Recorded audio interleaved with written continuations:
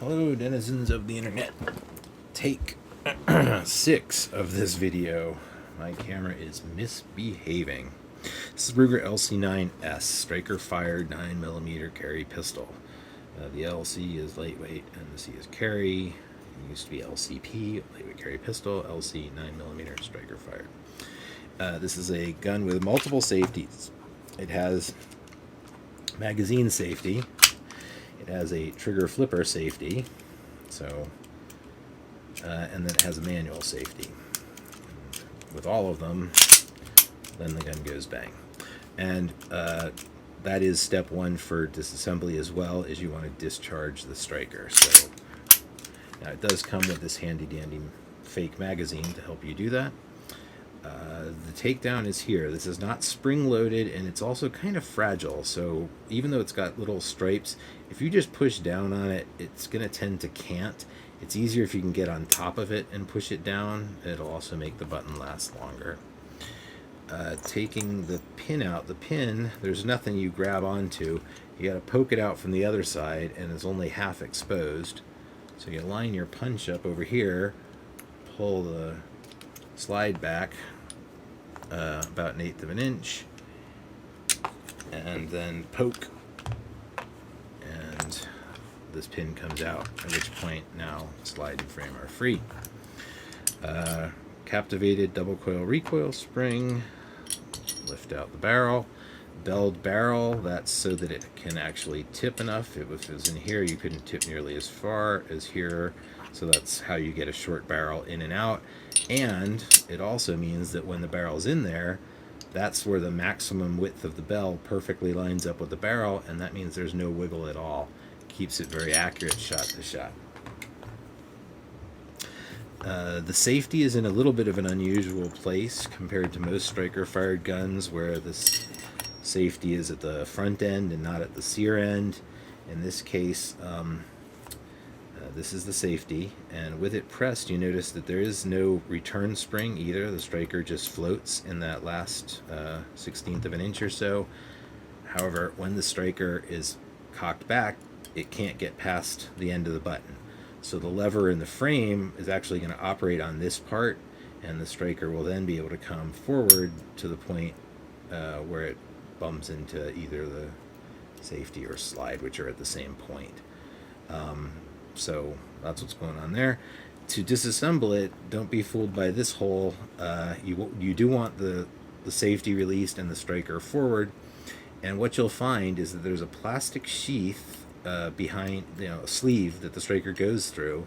So if you tap in there, you're tapping on plastic, but you'll find one spot where there's a little hole, and the punch drops into it, and then you can hear it tapping on metal. So that's what you want to do. Get that punch lined up with the hole, and then use the punch to push straight down, and then you can slide the back plate off. The back plate, that's the hole that we're talking about, that we get our punch in to move it down. And the back plate itself has a big old cutout where that sits, and so you have to get that sleeve brought forward in order for this to slide out.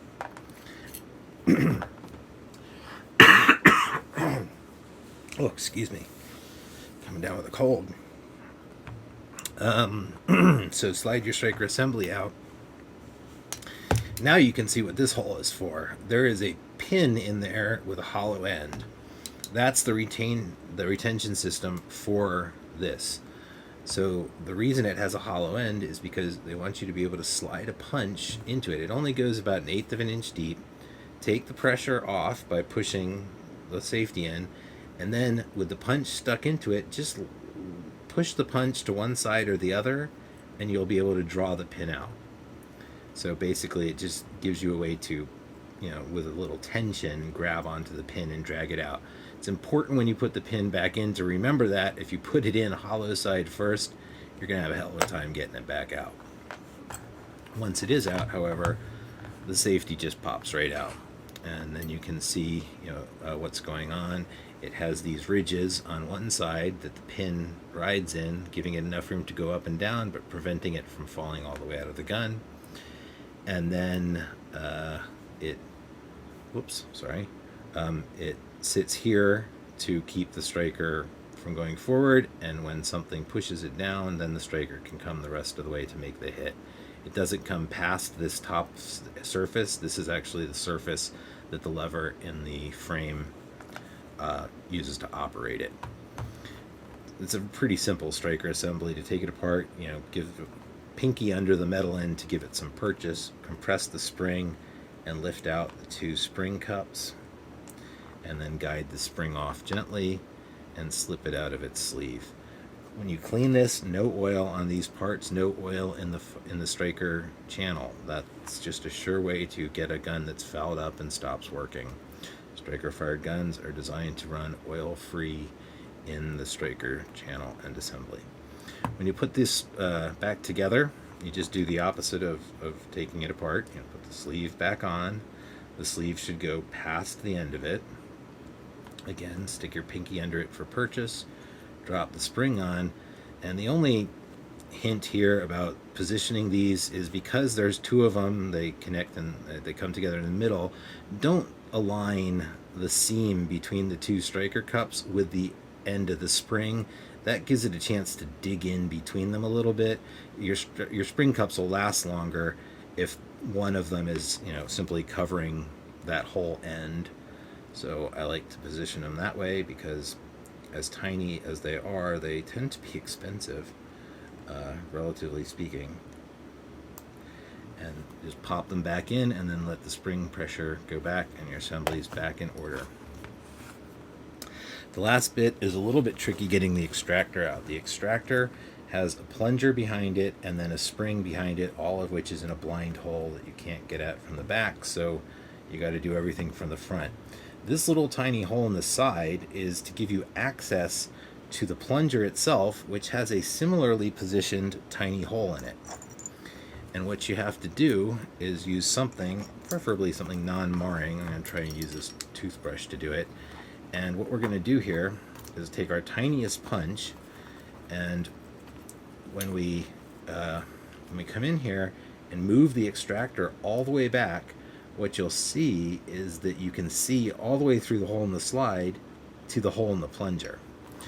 And the idea here is to do that and then jam this plunger into the hole all the way. Oh, this is hard to do.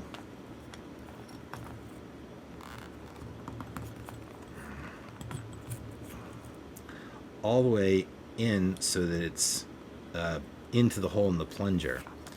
And so now once I let the tension off here again, now we're actually able to use this punch to lever the plunger back. As I bring the punch this way, the plunger's going that way, and at the same time I'm going to stick my thumbnail under there and pop that out. Now it's about, 45-50 degree angle. I'm only going to bring it up to like 85 to have enough tension there that I've moved it far enough to pop that out, so you don't go bending your punch around a corner or anything. Now that that's popped out, you want to take a punch and relieve the tension off the plunger so you get your punch back out, and then slowly let that out. And there you can see the big hole in the plunger itself that we were grabbing onto, and basically we had our punch in like that, and when we levered it we were moving the plunger backwards. And you don't have to move it real far, as you can see from the engagement area between the plunger and the extractor itself. It's not real huge, so you only have to move it back that far to be able to clear it. It's just a real pain in the butt to do. The extractor is angled because they needed to put that big old spring-in plunger into the body of the slide. If it were perfectly aligned with where it actually engages the round, it would be too far down into the internals. So they make the thing at an angle, but at the end of the day, where it hits the round, it's coming at it straight on. So if you kind of hide the angle that it sits in the gun at, what's going on here is straightforward. It is relieved on the front so it can snap over a rim. It is not relieved on the bottom so that when it actually and counters around coming out of the magazine. Sometimes you'll see a relief here to make it a little easier to push it out. This one doesn't have one, so it'll probably take slightly larger chips out of each piece, but not, I've never seen it actually jam that way. So putting that back together is kind of the opposite of getting it apart, but not quite. You want to be careful when you guide this in to make sure that that hole is still lined up with the hole in the frame. But now we're going to come in with our punch and push it in all the way to the point where we can again, whoops, I missed. Sorry about the grunting and groaning here. Let's try that one more time.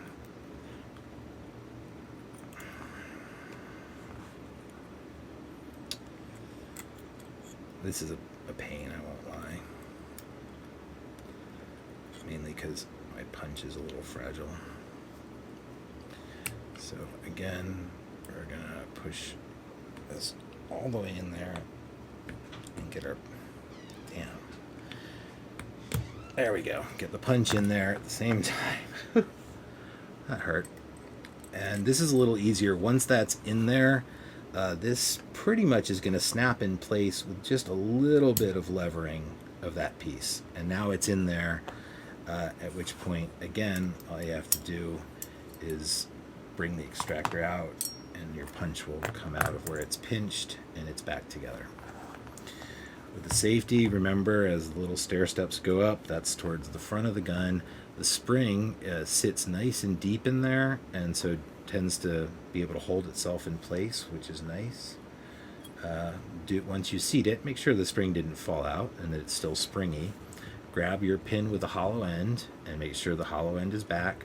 Push in on the safety a little bit and slide the pin in, and then just use a punch to slip it the rest of the way back in, and so that it's flush. Slip the striker back in and let it go past the safety. So push the safety down, let the striker come forward, and then what you're going to want to do is basically get this kind of in position and use a big old punch now to push down on the edge of the sleeve, and then you'll be able to slip the back plate past it. You don't go for the hole again, it's way too far out, you'd mangle it. So just do that and it'll snap into place and do its thing. So that's our slide.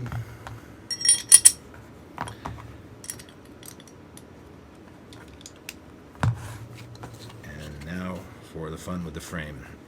The frame is interesting. The frame, polymer frame, is not the serialized part. There's a window in the frame where you can see the serial number on the actual aluminum insert. Which is great because you can get a replacement frame, the polymer part, without having to do a firearms transfer because it's not the serialized part. But they don't sell frames that way, so I'm not sure what Ruger's thinking. Hopefully one day they have 100 different, well, a dozen different colors, half dozen, but they don't let you buy just the frame for some reason, so not sure what, haven't quite think they've thought it all the way through yet. There are only two pins holding this thing together. This is one of them, that's the other. They're big polymer pins. This is a false pin. This is just a molding imprint on the side of the gun.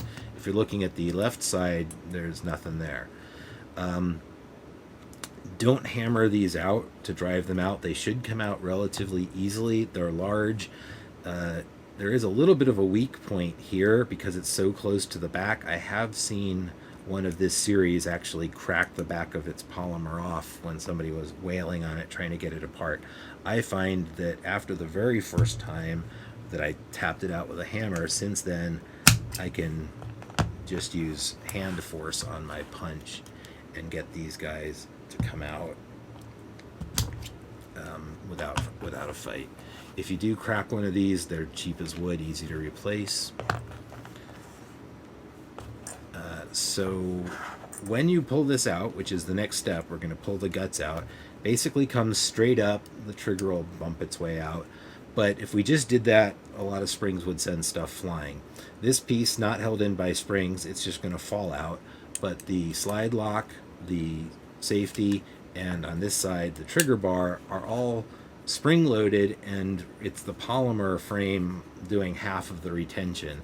So as we start to guide this out, what we want to do to avoid sending parts everywhere, you can just lift this guy out as soon as he's free. There you can see the spring, the other spring, and on the far side there's the spring with the trigger bar. So as you're pulling it out, hang on to those parts, and that way you don't launch stuff across the room.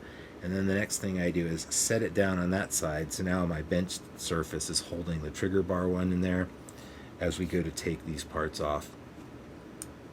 The parts with a large spring like this, there's actually a groove in the side of the slide lock lever that spring sits in, so it's not truly free floating there, which means we get our thumbnail in there and lift the spring up a little bit and we can get it off.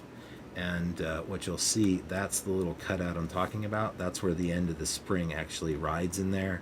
It helps retain it, but again, only the polymer is really holding it down. Don't pull this spring out if you don't have to.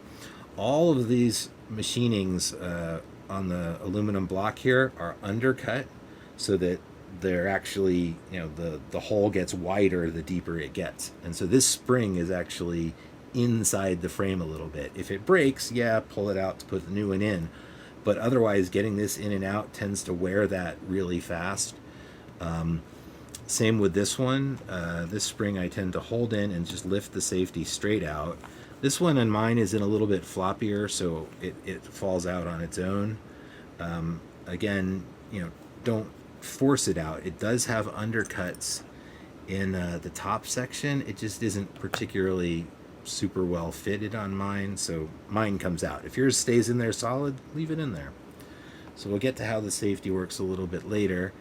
And gently pick it up and hang on to that when we flip it over to look at how the thing actually operates real quick. So I'm going to try and hold all these parts in places. This spring does double duty. One is it's holding the trigger bar in the highest position that it can ride. And the other thing is it's the trigger return spring. So this is the magazine safety, I'll describe that in a second. If I pull the trigger back, this same spring that's lifting the trigger bar up is also the return force. Excuse me. So the pivot point is here, and the attachment point, oh dear, hang on. Believe it or not, I got a cold from my doctor. Go figure.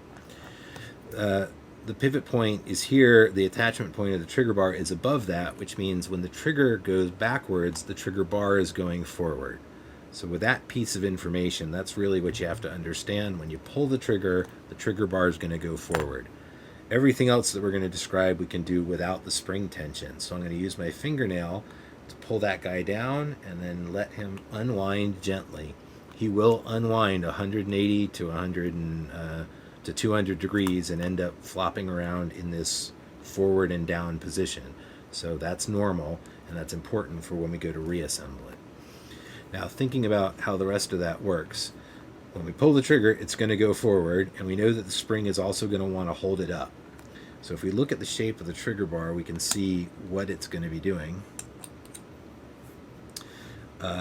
This pin here is what's going to be moved forward when you pull the trigger. And when it's been moved all the way forward, that's what's going to make the gun go bang. And then as the slide cycles, this is the rail that the slide moves along. That's going to push this down. So we're going to have pulled this whole thing forward, and then something is going to push this down, allowing it to pop to the back of the window. And then when we let go on the trigger bar will go backwards and then pop up behind it again. So that's the trigger pull is this, and the reset, or the disconnect, and then as we let up on the trigger, finally the reset right there. We'll go into how all this bit works in a minute, but we're going to do the front end first because there's more bits there, and there's some interesting tricks and challenges. So there's actually a whole bunch of parts here. This is a spring-loaded, there's a small coil spring under here, and the front half of this actually, again, goes into an undercut part of the frame. You notice that it appears to reduce in width right here. That's only on the top side. The bottom side is just as wide all the way in, and it's underneath that little rails in the frame. This is the magazine safety. The magazine will push this forward, and there's a little lip here that interacts with the front of a lip on the trigger. So when this is pulled and I pull the trigger, you can see this lip right here. Now if I let go on the magazine safety, you'll see what's going to happen. When this goes to close, pops past the magazine safety, and now it's hung up on that lip. So that's how the magazine safety works. The flipper part of the trigger is similar in concept. It sticks out the front, but behind it, it sticks out the back, and it just runs into the frame. So when you close it here, you move it past that part of the frame so that it can actually rotate. And beyond that, it's rotating this assembly. So you have the trigger flipper, the spring loaded part of it. So there's trigger, flipper, spring, roll pin. Then there's the spring itself, this barrel that the trigger goes through, and all of it is held together by this pin that goes in from the top, and it seats through this piece, through the spring, through the trigger again, and the tail end of it is right there. And that's pretty hard to spot. And the flipper is in the way. On the ones that don't have a flipper, you just push that pin up from the bottom, and unfortunately in this one you can't really do that, so you got to get creative. You can get a little punch in there and get it started, and if we look here, we've moved that up significantly. So this pin normally sits all the way down there, and so as long as it's all lined up, I can come in here with a punch and just get it started as much as I can without having to mess around with the flipper. And now from here, if I take something like my trusty hobby knife, I can get under the edge of it and start to work it out a bit. I can do stuff like that, get it moving as much as possible.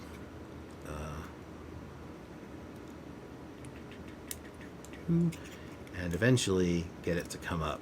Now the alternative to this, if you really can't get it, remember that if there's spring tension, it's never coming out, so you got to have released the spring first. But now we can see how it was doing all that stuff it was doing. So this is the cool part about how this spring works. This pin was actually going through this hole. So this is a metal pin, by the way. While a lot of the parts are polymer, the trigger parts are, this is a metal pin, and that's so that it can withstand the winding force as this spring does its job and is wound around that pin. The other parts here are this actual barrel shaped thing, and then the trigger itself. So notice that the trigger has a hole in it that's actually got a recess that actually fits the head of that pin. That's where that pin actually seats. And all this stuff is going through it at once. So the barrel goes through, the spring goes through, and all of that lines up for the pin to hold it all in place. And the pin seats all the way down into the trigger. And now at this point, if the trigger moves, the barrel moves with it, which is how that's where the trigger bar attaches up here. So now the trigger and the barrel that it sits on are aligned, and the spring itself is now windable under pressure because it's held in by that loop. So that's how all that's working. And what we did with our punch to get it apart was we came in under the flipper and poked that pin up to get it started as much as we could, and then we came in from the top and wiggled it the rest of the way out. Now, if for some reason you just can't get it to budge, Again, make sure that there are grooves in this pin which help it stay in place. And if it's under any spring tension at all, you're not going to be able to move it. So make sure you don't have it under spring tension. But if for some reason you just can't get it, you can remove the flipper. Just be careful. It's a little tiny roll pin and a very small spring. I'll knock it out in a second just to show you. But before I get there, let's talk about that magazine safety. So here's what I was talking about. You can see there's just a piece of stamped metal, but here it's been pinched down at about a 45-degree angle. And again, you can see where the frame cuts come, and they're undercut a little bit. So this piece sits down in here, but once I slide it forward of this, I'm actually sliding it into the frame, which means if I tried to lift it up, I wouldn't be able to. If you force it, it'll come out and you'll have ruined your frame. So slide it back and then let it come out. Don't try and lift it straight up. The spring itself is held centered by this little pin out there, and then this rounded part is what the magazine itself pushes against. So all put together, it sits like that, and if a magazine is in there, it forces it forward, making that shelf get out of the way of the trigger. People ask me all the time how to remove particular safeties they find annoying, and I always have the same recommendation: don't. But hopefully it shouldn't take much of a rocket science to figure out which two pieces you just leave out to not have a magazine safety anymore. So having said that, let's show what it takes to knock this pin out. So when this is all still assembled and in place, and if for some reason we just couldn't get to that pin and we have to deal with this flipper one, find something to put under the polymer trigger here to support it. You know, you want it supported as much as possible, evenly on both sides and as close to that pin as you can. And then you come in with your smallest roll punch, probably your smallest roll punch, and gently tap this guy out. Don't wail on it. If you wail on it, you're going to break something. So I don't even tap it all the way out usually. I just get it to the point where I'm past where it holds itself together. So I'm going to gently guide this out, and you can see the dangerous bit here is this tiny ass spring. Now, while I hate springs this small and fragile, I do have to give them engineering props on the way that they built this, because it sits in its little cubby and it sits there without being under tension. And of course it's stuck to my finger because it's so small. The point though is that when you go to reassemble this, it doesn't have a long leg and a short leg. They're the same, so there's nothing about getting it upside down or right side up. And the spring sits all the way in there and there's no tension, which means you don't have to have that spring, you don't have to be holding it super carefully when you go to reassemble it. And that's a godsend. So many springs like this, you have to tension as well as line all the crap up. And that sucks. So I'll forgive them for that tiny spring in this case, because at least they didn't make me try and drive it in under tension. Of course, once the flipper is out, then you have perfect open access to the hole where that pin is, and you'll be able to push it right out, so long as you line everything up from the top so that it has somewhere to go. For reassembly, you don't need access to that anymore, so the minute this is out of the gun, you can put your flipper back together. And to do that, you just insert the parts back where they belong, and hold them together. And it's pretty easy to keep them aligned, and so just kind of get it gently tapping on your roll pin, and just give it a little bit of a wiggle to get it in place. And once it's aligned like that, you can switch back to the proper I said the proper roll pin. Here it is. Roll pin punch. And again, go gently here. You don't want to crack polymer pieces, so don't wail on these guys. Make sure that you're not binding him, and that everything still moves. And once you get this all the way through the flipper, it should start to operate and go just a little bit past flush. And that way it's a little past flush on both sides, and that spring is now in a position to do its job, and it really didn't torture us to do that. So hopefully you'll never have to do that, but if you do, now you know how. All right, so let's take a look at why it works. We already established that when you pull the trigger bar goes forward, and it's going to drag this little pin forward. Well, this little pin is actually the firing pin safety lever. And so it begins to come up, but it quickly runs into something. And what that something is actually the underside of the Sear. So if we look at this from the bottom, something I can point with here, this piece is kind of brown versus the Sear, which is black. As I begin to move it forward, like I'm pulling the trigger, so I'm trying to center this for you. It's going to come forward, and then it's going to engage the Sear. And at that point, now you're pushing against the Sear as well. So first you're lifting up the safety, and then you're both lifting the safety more and lowering the Sear, and bang, the gun goes. The Sear has a pretty substantial coil spring in there to tension it.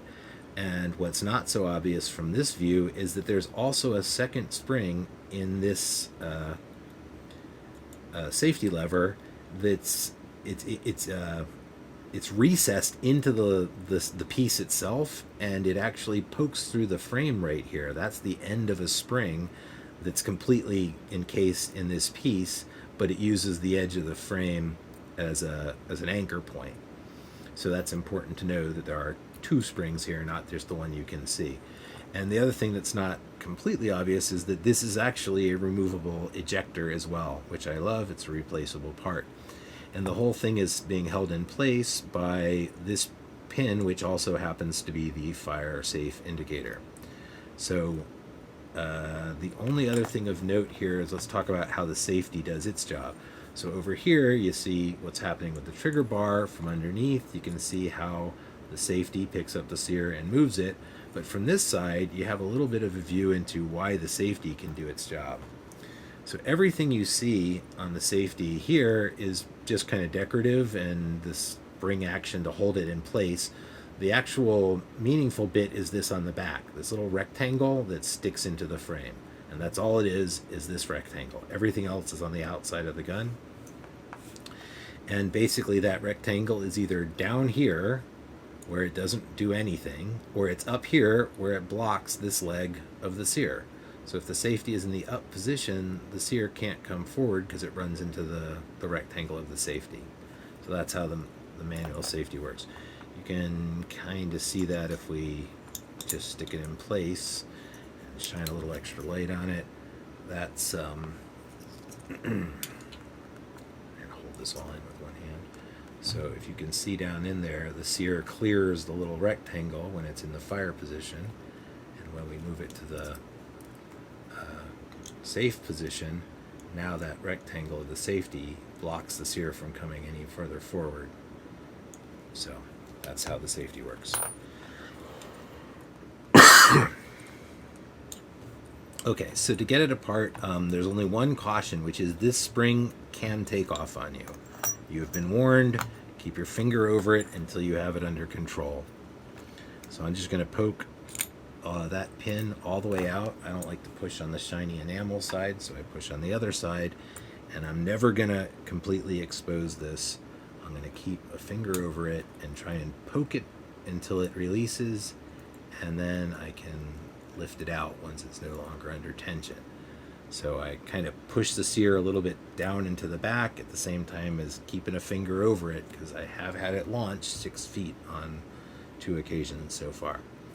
It has a a 90-degree turn leg, that's the side that pushes against the frame, because the frame is aluminum, and that way the steel spring doesn't dig into the aluminum.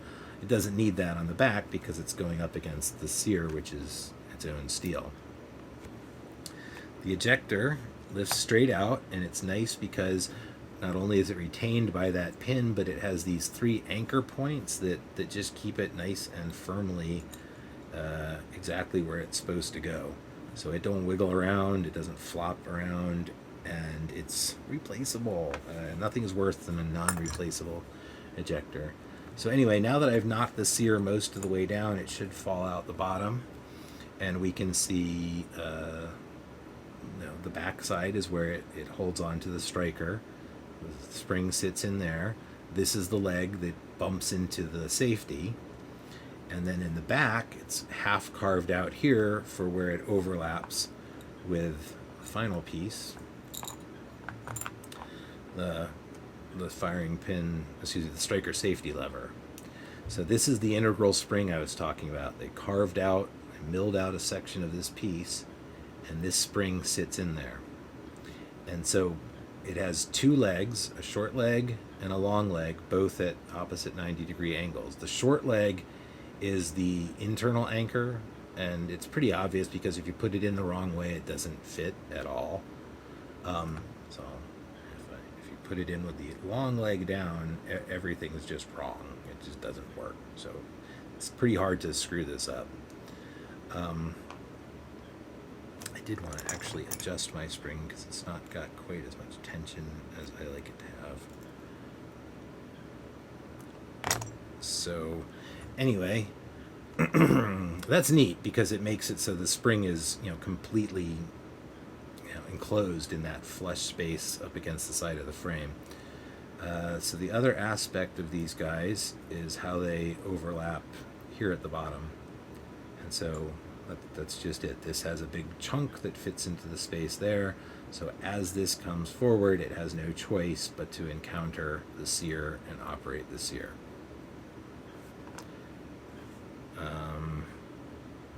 That's all the parts inside the frame. I'm going to stick this spring back in so I don't lose it. And then the last pieces are the magazine safety, or magazine release. So you see this big upside down U-shaped spring. The left leg is actually going into the safety itself. I did it again. The release, not the safety. So if we push in, you should be able to see, hopefully, well, not if my flashlight's right there. You should be able to see where that interaction is, that it's in the actual Sear.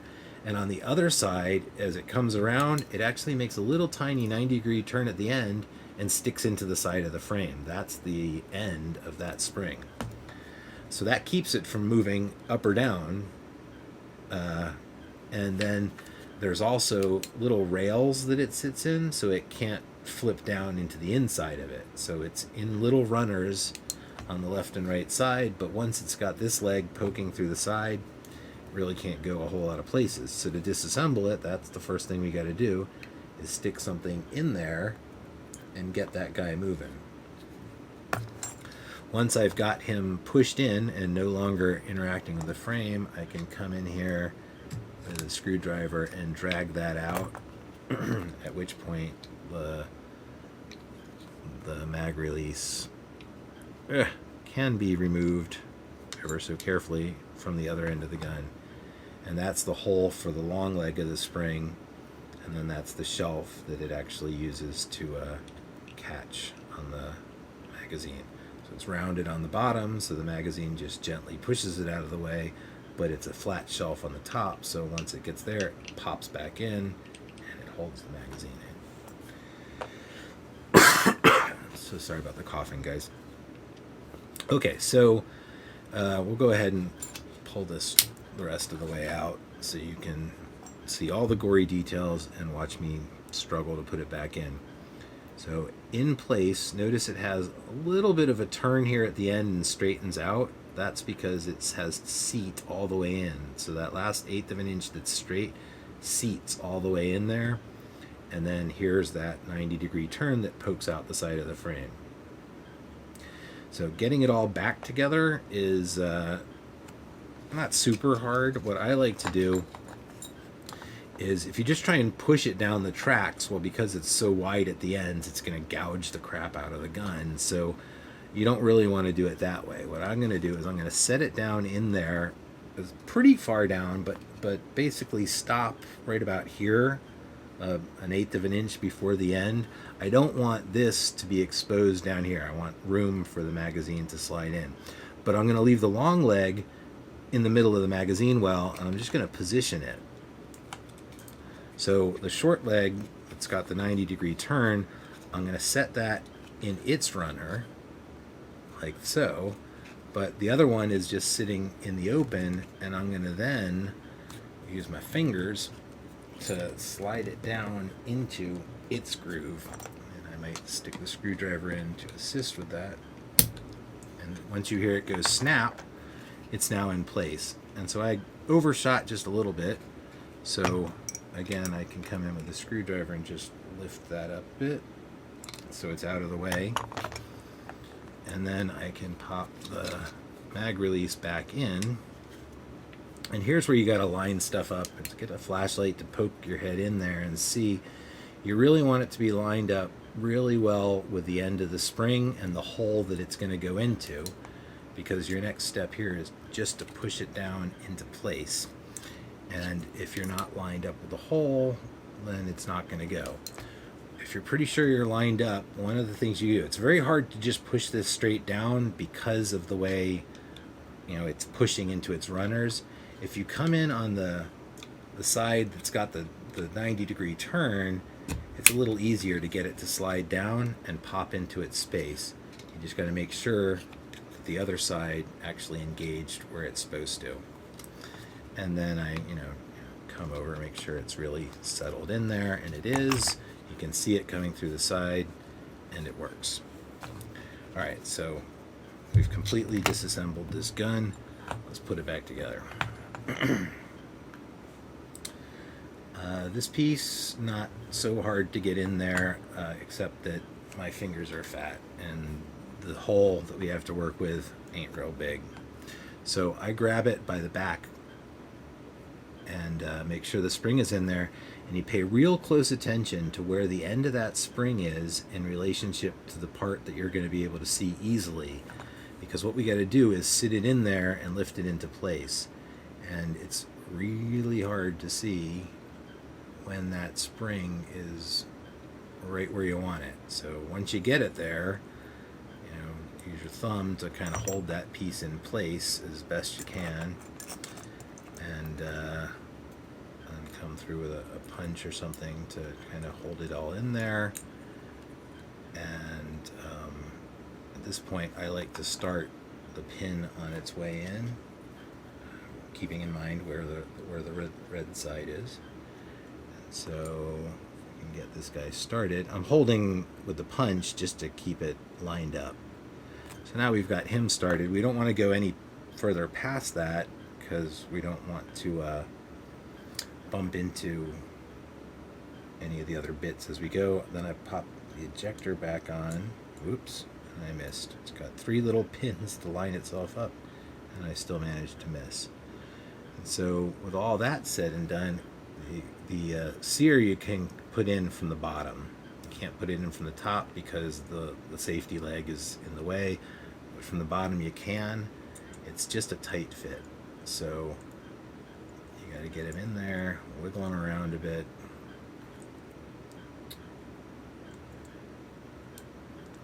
Make sure that the pin isn't too far in so it actually doesn't bump into it.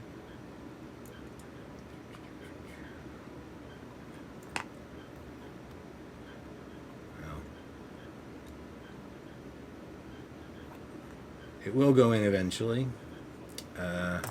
Sometimes it helps to try and guide it in.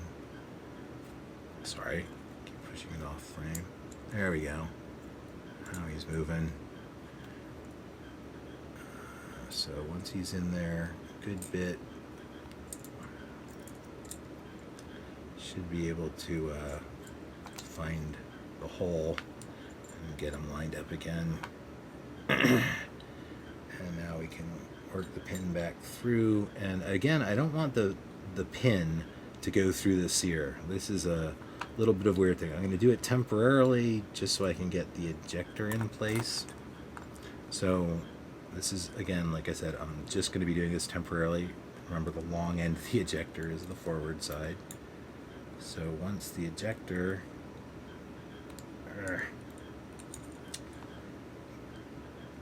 come on, fat fingers. There we go. There. Now the ejector's in here. The spring is really the challenging part. So we want to take, this punch is a little too small. I want one that's a little bit more substantial, but still significantly smaller than the pin. Because what we're going to do is we're going to cheat here. So the problem with this spring is that if the pin is positioning the sear and we tried to put the spring in, so right, I'm going to back the pin out, but it's still going to be going through the side of the sear. So there's really nowhere for the sear to go forward or backwards. When I drop this in, this leg is on top of the frame and it has to be tucked down, and it can't. If you push it down and at this position, you'll just destroy the spring. So the way to cheat is to instead come in with the punch, move the pin out of the way so the pin is not engaging the sear at all. And then you can use the punch to move the sear way back and forward. So now, I'm going to turn this whole thing. Now I can come in with another punch or a small screwdriver or something, and I can get this leg tucked. And then I can use this punch to bring the sear and spring back forward. Now I missed it, so it popped out. But conceptually, what we're doing here is we're going to control the position of the spring and sear with the punch. So now the leg is tucked down in there, and I can start to work the pin through, replacing the punch with the pin, and that spring is tucked down in there and can't come out. And then I'm just going to use the punch again to finish lining it up. I can peek in from the side to see where you're off a little bit. Looks like I need to come up just a tiny bit. And there we go, through one more. We're real close now. And there we go, all the way through. So just gently guide that through, and your end goal is that that leg should be down in the frame without having to have been bent all over the place to get it there. So now it operates and the leg stays down there. The whole thing works soup to nuts again. Once that's done, we reassemble the trigger parts. Get the cat hair out of it. This is real easy because it really positions itself. You drop the little spring in there, and again, remember, don't come straight down. Start this back here and slide it forward. It will grab the spring, and the next thing you do is pop the trigger in, which you'll have to squeeze the lever a little bit, and then that guy goes in, and things should start to kind of hold on to themselves at this point. And we're going to put the spring in with, again, remembering where the leg was when it was relaxed, was about there. And the last thing we have to do is get the pin through all of it to hold it together. And so you look through the top. Now, if this has gotten, catty-cornered forward, you're not going to see the holes lined up. So if your holes aren't lined up, just adjust your parts. Don't let the spring fall out. And once you can see that hole going all the way through, come in there with the pin and get it going, and tuck it all the way down till it gets all the way recessed into the trigger. And you should see the tail of it ever so slightly poking out, right there where you originally did your release work. Now that's going to move around on us until we've got spring tension on it. So we're going to go ahead and put our trigger bar on, lift it up so that it's where it's going to sit naturally, and then I'm just going to use my fingernail again to get under the spring and bring it all the way around, and it'll pop into the little recess in the bottom of the trigger bar. And if we've done all that right, we should recheck on top to make sure that that pin is all the way down. It shouldn't move much on its own anymore, and we can double check it by making sure that if we activate the magazine safety and the flipper, that the trigger can actually move. If that pin walks out, it'll bind in the frame itself. So you can tell, like if you start to reassemble and suddenly it's stuck, just go back in and double check the positioning of that bad boy and make sure that he's all the way flush. So now again we're going to set it on that side so we don't have to worry about it flipping all over the place. This piece, you just got to remember that the part that interacts with the last round of the magazine goes through the big old hole. And again, just going to lift it up with my thumbnail and slide it into place. And as long as I keep a finger on it there, it should do its job. And over here, I like to just pop the safety in first and put the spring in afterwards. Again, you don't want to lose these too long or they'll go flying. And the spring, we're going to set it gently into the top part of, into the top part of the frame, because that's where the undercuts are. So in theory, we want that to be as flat as it can get in there. Now, of course, it's on top of the safety, which is fine because we're just going to position it with a punch by pushing it over there. And again, you just want to kind of wiggle it into place, make sure it seats as well as it can, and hopefully everybody's working. As long as I hold this in, I should be able to operate the safety. And likewise, everything's moving and grooving. So now we're going to put it back in the frame. So again, holding on to these things so we don't lose our springs, and then holding on to the other side as well. We're going to start to tuck it back in, and you got to tuck the trigger in a little bit first, but once the trigger's in a little bit, hang on to everything and line it up so that it goes straight in, and make sure it gets past each of your springs and actually starts to retain them.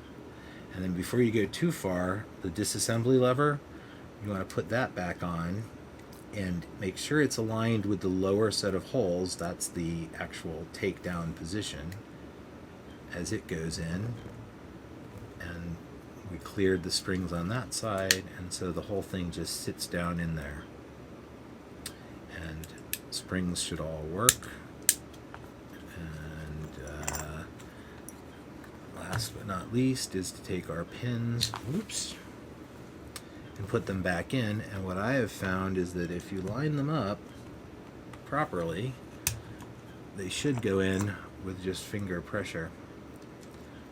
Don't push them super hard. You don't want them to get torn up as they meet the aluminum part of the frame, but in general, they should not require, tons of force. I mean, if you have to, use your hammer and tap gently. Just don't wail on them. You don't need that kind of pressure. Quick test of all the functions. So we put the first we validate that the magazine release is doing its job, or magazine safety is doing its job. Defeat that, and check that the flipper safety is doing its job. Defeat that. Both of them go, and we see it operating both the safety and the Sear.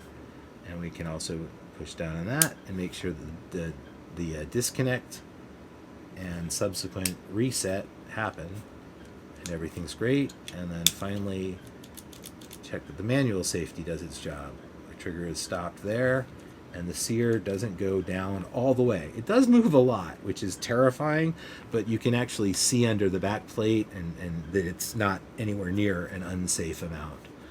And then that's, it has to go down that far to release it. So when the safety's there, it is significantly higher up. I don't know how well that's coming through.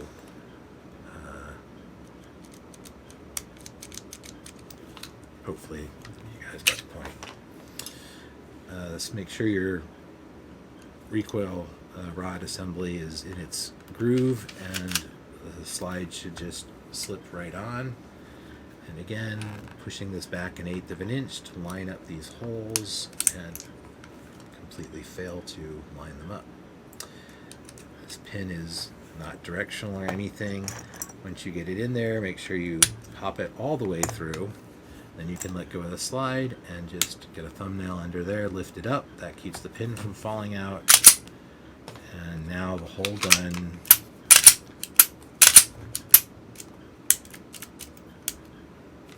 that's it. So, hope that covered everything. Have fun and stay safe out there, guys.